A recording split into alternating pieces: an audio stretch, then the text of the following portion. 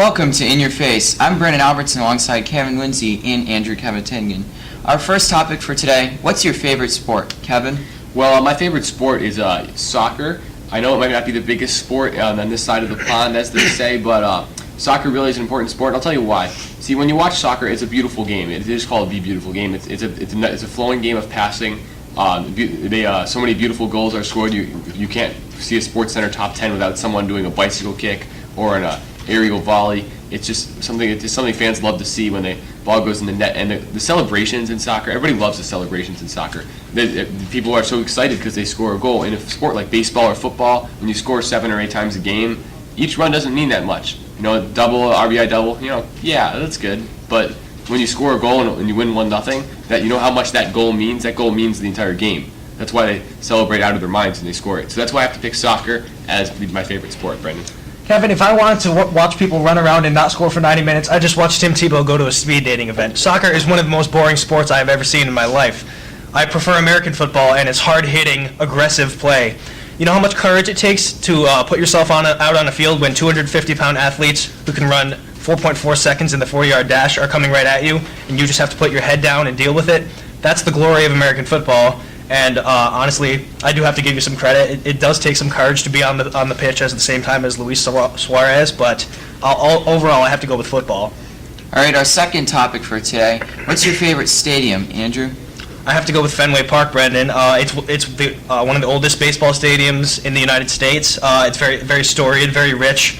It has the last remaining manually operated scoreboard in the MLB. It's a great place to watch a game. It's seen a lot of great games, a lot of bad times, a lot of good times, and I just love Fenway Park.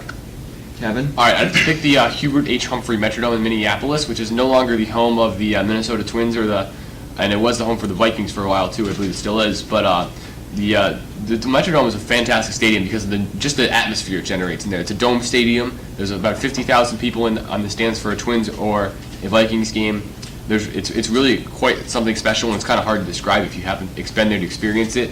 Even when the Twins or the Vikings aren't having the best season ever, it's still exciting, and it's something that Fenway Park can't bring. Fenway Park's an outdoor stadium. They can't build up into the noise levels at Fenway, so that's why I have to pick the Metrodome as my favorite stadium. All right, our final topic for today, Connecticut versus Rhode Island. Kevin? Well, yeah, this topic's out there because I'm from Connecticut and my buddy Andrew here is from Rhode Island, so I'd have to defend Connecticut as the best state of the two New England neighboring states. Connecticut is the birthplace of Mark Twain and Harriet Beecher Stowe, famous writers. Connecticut has better beaches. Connecticut has nicer cities.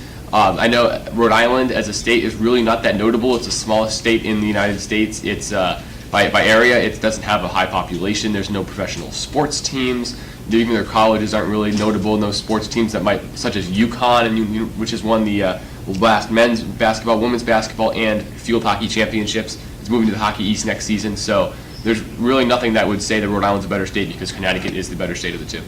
Kevin, in my opinion, Connecticut is the disgrace of New England. I would pick the other 5 New England states over Connecticut.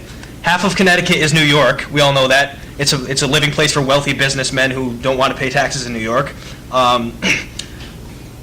Your state capital is one of the worst state capitals in the entire country. It's just a trashy place. Your entire state is one giant highway, and Rhode Island has a lot to offer. We have great beaches, we have great seafood, and if you've ever had Dell's Lemonade, it's like looking into the eyes of baby Jesus and having him say, "You are my most wondrous creation."